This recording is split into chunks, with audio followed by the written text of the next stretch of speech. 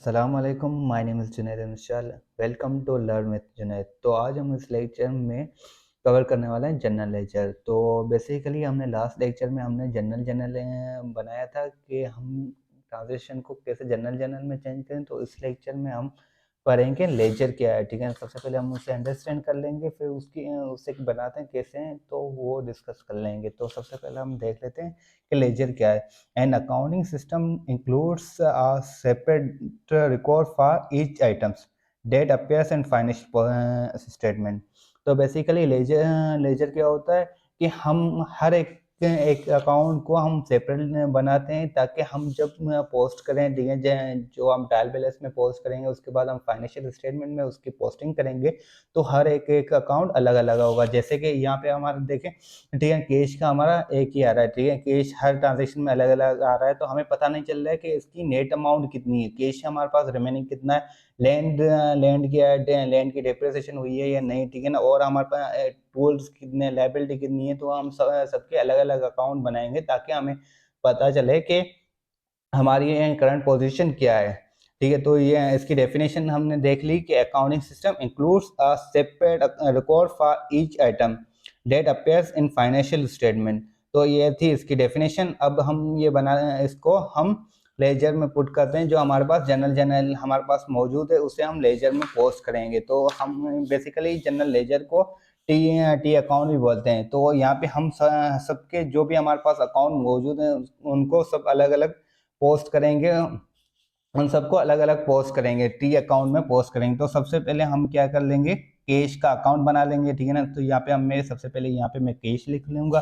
Cash लिखने के बाद हम मैं क्या करूंगा, ठीक है, इसको टी शेप में ऐसे, ठीक है, यहाँ पे मैं डेबिट लिख लूंगा, ठीक है ना। यहाँ पे हमारे पास डेबिट आ जाएगा और यहाँ पे हमारे पास क्रेडिट आ जाएगा। तो हम जो भी हमारे पास डेबिट के अकाउंट थे जो जनरल में हमने बनाए थे वो डेबिट साइड पे आ जाएंगे, जो हमारे पास क्रेडिट के अकाउंट हैं वो क्रेडिट साइड में आ जाएंगे। तो सबसे पहले हमारे पास जो फर्स्ट एंट्री में हमारे पास कैश रिसीव हुआ था वो हमारे पास डेबिट साइड पे, तो कितने 80,000 जो हमारे पास डेबिट साइड पे। तो यहाँ पे मैं 80,000 यहाँ पे लिख लूंगा, ठीक है, यहाँ पे मैंने पुट कर लिया। उसके बाद हम देख लें, ठीक है, कैश की ट्रांजेक्शन जो 21 पे हमारा कैश आउटफ्लो हुआ है वो कितना 52,000 में यहाँ पे लिख लूंगा, ठीक है, डेबिट साइड पे, क्रेडिट साइड पे। उसके बाद हमारा बिल्डिंग का कैश फिर से आउटफ्लो हुआ है वो कितना है 6,000।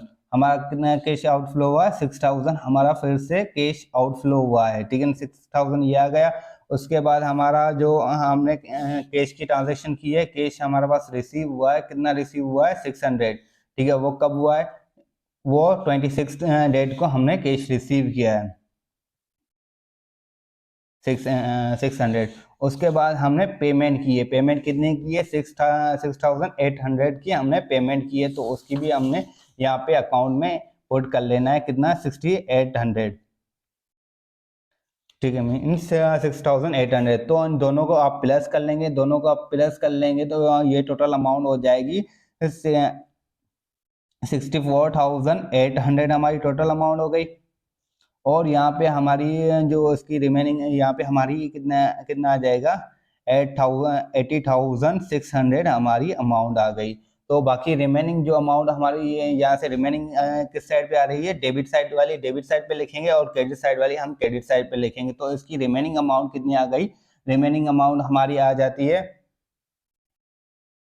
रिमेनिंग वैल्यू आ गई जो हमारी डेबिट साइड पे होगी वो कितनी 50,800। जो ये वैल्यू हमारी रिमेनिंग नेट अमाउंट कैश की है, जो हम इसके बाद जब हम ट्रायल बैलेंस बनाएंगे तो उसमें ये वैल्यू हम पुट करेंगे। तो इसके बाद हम अकाउंट रिसीवेबल का भी इसी तरीके से अकाउंट बना लेंगे, ठीक है। यहाँ पे हमने लिख लिया अकाउंट रिसीवेबल, ठीक है, मैंने शॉर्ट फॉर्म में लिख लिया है, ठीक है। तो उसको भी टी अकाउंट में शो करेंगे। यहाँ पे डेबिट आ गया, यहाँ पे क्रेडिट आ गया, ठीक है, डी और सी को शो कर रहे हैं, ठीक है। अकाउंट रिसीवेबल के हमारे पास कितने अकाउंट है, हमारे पास अकाउंट रिसीवेबल का एक हमारे पास डेबिट हो रहा है और यहाँ पे एक क्रेडिट। जो हमारे पास क्रेडिट कितनी वैल्यू आ रही है अकाउंट रिसीवेबल की, हमारी आ रही है 1800 हमारी रिसीवेबल की वैल्यू आ रही है। तो यहाँ पे मैं लिख लूंगा डेबिट साइड पे 1800 यहाँ पे मैंने पुट कर लिया। और रिमेनिंग जो हमारे पास 600 हमारे पास डेबिट जो वो हमने रिसीव किए हैं, वो कितने 600 रिसीव किए हैं, तो यहाँ पे आ गया। ठीक है। तो इसे भी हम इसी तरीके से कैलकुलेट कर लेंगे। 1800 में से 600 चले गए तो बाकी रिमेनिंग कितनी वैल्यू बची, 1200 हमारा अकाउंट रिसीवेबल रिमेनिंग रहता है। उसके बाद हमारी लैंड को हम देख लेंगे, लैंड की हमारी ट्रांजेक्शन कितनी हुई है।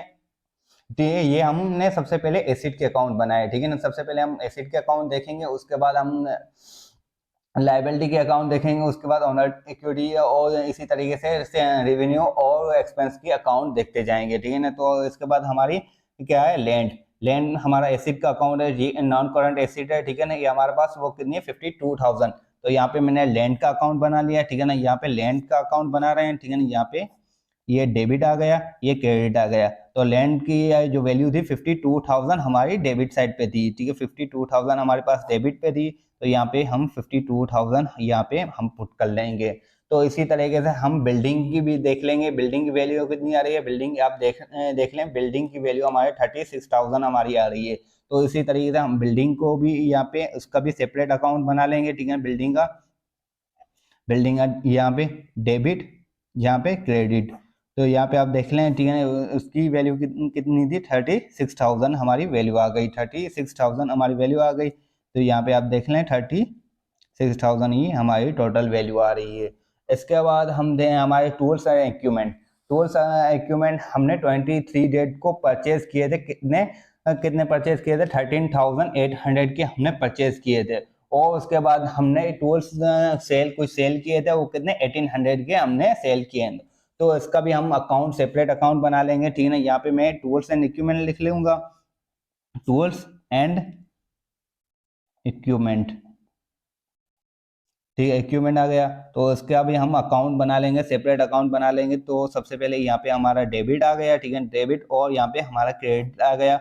तो हमारे पास 13,800 के टोटल हमारे जो इक्विपमेंट और टूल थे, वो उसमें से हमने 1800 सेल कर दिए थे, 1800 हमने सेल कर दिए थे। तो बाकी रिमेनिंग हमारे कितने टूल्स बचे, 13,800 को में से आप माइनस कर लें 1800, सॉरी यहाँ पे 1800 है, तो आप माइनस कर लेंगे तो आपको रिमेनिंग 12,000 के टूल्स एंड इक्विपमेंट रिमेनिंग आपके पास बचे हैं, ठीक है ना। उसके बाद हम ये हमारे टोटल अकाउंट हो गए, जो हमारे एसिड के टोटल अकाउंट थे, जो हमने जनरल एंट्री जनरल में पास किए थे अकाउंट। अब यहाँ पे हम जनरल लेजर में पोस्ट कर रहे हैं। तो उसके बाद हम जो भी हमारे पास जो लाइबिलिटी के अकाउंट आ रहे हैं, तो सबसे पहले हम लाइबिलिटी के अकाउंट अब यहाँ पे पोस्ट करेंगे। तो लाइबिलिटी का अकाउंट सबसे पहले हमारे पास नोट्स पेबल आ रहा है। नोट्स पेबल का कितनी वैल्यू आ रही है, 13,000 हमारी वैल्यू है, ठीक है, नोट्स पेबल की। तो नोट्स पेबल यहाँ पे देखें 30,000 हमारी वैल्यू आ रही है। तो 13,000 वैल्यू को यहाँ पे हम सेपरेट अकाउंट बनाएंगे, इसका भी। यहाँ पे हमारा आ गया नोट्स पेबल,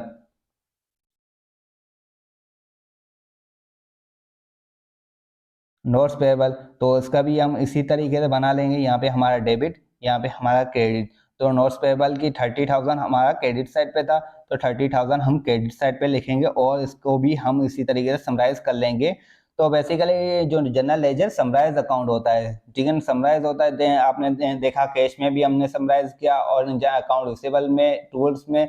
तो इसी तरीके से यहाँ पे नोट्स पेबल भी हमारा 30,000 ही रहेगा, क्योंकि इसकी ट्रांजेक्शन हमने अभी तक नहीं की है। उसके बाद हमारा आ जाता है अकाउंट रिसेबल। तो अकाउंट रिसेबल को देख लें, आपको अकाउंट पेबल, ठीक है। अकाउंट पेबल जो हमने टूल्स लिए थे, टूल्स एंड इक्विपमेंट लिए थे, वो हमने क्रेडिट पे लिए थे। कितने के क्रेडिट था, 13,800, जिसमें से हमने लास्ट ट्रांजेक्शन पे हमने वो पेमेंट की है। वो कितनी पेमेंट की है, उसमें से 6,800 हमने उसमें से पे किए। तो हम इसे भी यहाँ पे पोस्ट कर लेंगे, ठीक है। यहाँ पे पोस्ट करने के लिए सबसे पहले हम यहाँ पे अकाउंट पेएबल, ठीक है, हर चीज का अलग अलग अकाउंट बनाना है यहाँ पे, ठीक है ना। अकाउंट पेएबल, तो अकाउंट पेएबल की वैल्यू कितनी आ रही थी, यहाँ पे डेबिट और क्रेडिट। यहाँ पे आपको सब कुछ सेपरेट लिखना है। तो हमारे पास 13,800 हमारा टोटल वैल्यू थी, जिसमें से हमने पे किए, कितने पे किए हैं, 6,800 हमने पे किए हैं।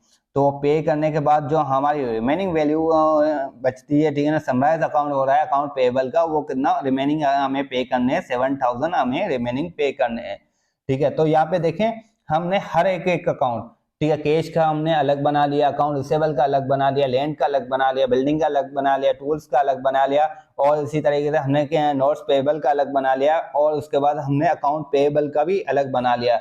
तो बाकी रिमेनिंग हमारा कैपिटल स्टॉक, जो हमारे पास ओनर इक्विटी का अकाउंट आ जाता है। ओनर इक्विटी भी आप लिख सकते हैं, कैपिटल स्टॉक भी लिख सकते हैं। यहाँ पे हमारे पास जो हम लिखते हैं, ठीक है, कैपिटल लिख लेते हैं, ठीक है ना।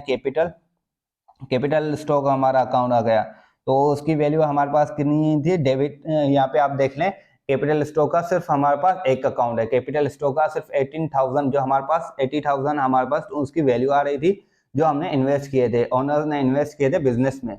तो उसकी वैल्यू हमारे पास कितनी है, 80,000। तो हम उसका भी अकाउंट यहाँ पे पुट कर लेंगे, जो हमारे पास डेबिट साइड पे था, क्रेडिट साइड पे था। यहाँ पे डेबिट और यहाँ पे क्रेडिट आ गया। तो इसकी वैल्यू क्या थी हमारे पास, 80,000, जो हमारे पास 80,000 हमारी वैल्यू थी, और उसे भी हमने समराइज कर लिया। तो ये था हमारे पास। इसी तरीके से हमने पोस्ट कर लिए जो जनरल एंट्रीज को हमने लेजर में पोस्ट कर लिए। अब इस लेजर अकाउंट को हम पोस्ट करेंगे हम किसमें, ट्रायल बैलेंस में पोस्ट करेंगे। उसमें क्या होगा, हमारी जो भी सारे अकाउंट एक समराइज फॉर्म में आ गए हैं, ठीक है ना, कि हमें पता चल रहा है कि हमारे पास कैश कितना है, अकाउंट रिसीवेबल क्या है, अकाउंट रिसीवेबल टूल्स हमारे पास कितने रिमेनिंग है, नोट्स पेबल क्या है, कितने है, अकाउंट पेबल कितनी है, हमें पे कितना करना है, कैपिटल स्टॉक क्या है। तो ये सब हमारे अकाउंट आ गए, ठीक है ना।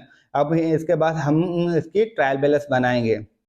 तो इन सारे अकाउंट को हम अब ट्रायल बैलेंस में चेंज कर रहे हैं। ट्रायल बैलेंस बनाने के लिए सबसे पहले यहाँ पे हम ओवरनाइट कंपनी का नेम लिखना लाजमी है। कोई भी हम जो भी हम अकाउंटिंग के जिस स्टेप में हो तो उसको मेंशन करना लाजमी है, ठीक है ना। कंपनी का नेम ओवरनाइट ऑटो सर्विस था हमारे पास, ठीक है। उसके बाद हमारी जो अब कौन से स्टेप में हम ट्रायल बैलेंस बनाएंगे, ठीक है। ट्रायल बैलेंस यहाँ पे हम लिख लेंगे ट्रायल बैलेंस। उसके बाद हमारी डेट कौन सी थी, हम किस पीरियड की अकाउंटिंग बना रहे हैं, तो जैन की थी, ठीक है। जैन 22-27 की थी, ठीक है ना। यहाँ पे 2011 का हम ट्रांजेक्शन कर रहे हैं। तो ये सारे आ गए। तो यहाँ पे हम उसकी जो हमारे पास अकाउंट नंबर के सीरीज नंबर लिख लेंगे, ठीक है ना। सीरीज नंबर कौन सा अकाउंट था, और यहाँ पे मैंने अकाउंट लिख लेना है, ठीक है ना। यहाँ पे डेबिट आ जाएगा और उसके साथ हमारा क्रेडिट आ जाएगा, ठीक है ना। क्रेडिट अकाउंट भी हमारा आ जाएगा। तो सबसे पहले हमारा कैश का अकाउंट था। कैश हमारे पास रिमेनिंग कितने रिमेनिंग था, 15,800 हमारे पास रिमेनिंग कैश था। तो ये हमारे पास किस साइड पे, हमारे पास डेबिट साइड पे। तो यहाँ पे हम डेबिट साइड पे हमारा कैश लिख लेंगे, 15,800 हमने डेबिट साइड पे लिख लिया, ठीक है। इसी के साथ हमारा दूसरा अकाउंट था हमारे पास अकाउंट रिसीवेबल। तो यहाँ पे हम लिख लेंगे अकाउंट रिसीवेबल। यहाँ पे हमने अकाउंट रिसीवेबल लिख लिया। तो इसकी वैल्यू क्या थी, 1200। तो 1200 यहाँ पे हमने डेबिट साइड पे लिख लिया, ठीक है। उसके बाद हमारा लैंड आ गई। लैंड का भी हम यहाँ पे पोस्ट कर लेंगे। लैंड की कितनी वैल्यू है, 52,000। तो थर्ड हमारा अकाउंट आ गया लैंड। उसकी वैल्यू कितनी है, उसकी वैल्यू है 52,000 हमारे पास डेबिट साइड पे आ गया। उसके बाद हमारे पास आ जाती है बिल्डिंग। बिल्डिंग की वैल्यू कितनी आई, 36,000। 36,000 हमारे पास किस साइड पे, डेबिट साइड पे। तो यहाँ पे हमने लिख लेनी है डेबिट साइड पे। फोर्थ अकाउंट हमारा आ जाएगा बिल्डिंग का। बिल्डिंग आ गया, वो कितनी वैल्यू, 36,000 हमारे पास आ गई वैल्यू। उसके बाद हमारे पास tools and equipment. Tools and equipment के भी हमने लिख लेना है यहाँ पे, टूल्स एंड इक्विपमेंट वो कितनी वैल्यू आ रही है टूल्स इक्विपमेंट की, 12,000। यहाँ पे हमने 12,000 लिख लेने हैं। उसके बाद हमारे पास आ जाता है नोट्स पेबल, ठीक है। ये लाइबिलिटी का अकाउंट है। तो यहाँ पे हम नोट्स पेबल हमारे पास कितनी है, 30,000 की। तो यहाँ पे हमने लिख लेना है नोट्स पेबल। वो किस साइड पे था, क्रेडिट साइड पे हमारे पास 30,000 आ गया, ठीक है ना। यहाँ पे मैंने पुट कर लिया है 30,000, यहाँ पे मैंने लिख लिया। उसके बाद हमारा आ जाता है अकाउंट पेएबल। तो यहाँ पे हम लिख लेंगे अकाउंट पेएबल। वो कितना है हमारे पास, अकाउंट पेएबल 7,000 हमें जो अब पे करने हैं, ठीक है। 7,000 हमें पे करनी है। तो उसके बाद हमारा आ जाता है ओनर इक्विटी का अकाउंट, जो हमारे पास कैपिटल स्टॉक है, उसे भी हम पुट कर लेंगे कैपिटल स्टॉक को। कैपिटल स्टॉक हमारे पास 80,000 का था, 80,000 का हमारे पास कैपिटल स्टॉक था। इसके बाद हम इसे समराइज कर लेंगे, समराइज कर लेंगे तो हमें पता चलेगा कि डेबिट साइड और क्रेडिट साइड लाजमी बराबर होना। तो यहाँ पे हमने समराइज कर लेना है। समराइज करने के लिए आप इन जो डेबिट साइड वालों को सबको प्लस कर लेंगे और क्रेडिट साइड वालों को प्लस कर लेंगे। तो यहाँ पे आप जब डेबिट साइड को प्लस कर लेंगे तो यह वैल्यू आ जाएगी 1,17,000। यहाँ पे हमारी वैल्यू आ गई। तो यहाँ पे भी ये हमारी सेम वैल्यू आ रही है, तो इसका मतलब हमने सही पोस्टिंग की है, कहीं पे मिस्टेक नहीं है। ठीक है ना। तो ये था आज का लेक्चर। इंशाल्लाह फिर मिलेंगे नेक्स्ट लेक्चर में। उसमें हम क्या पढ़ेंगे, एडजस्टिंग एंट्रीज। एडजस्टिंग एंट्रीज कैसे पास करनी है, उसमें कौन कौन से टाइप आ रहे हैं। ठीक है ना। तो वो हम डिस्कस करने वाले हैं नेक्स्ट लेक्चर में। तो आप बने रहें हमारे इस चैनल पे ताकि आपको ज़्यादा से ज़्यादा फायदा हो।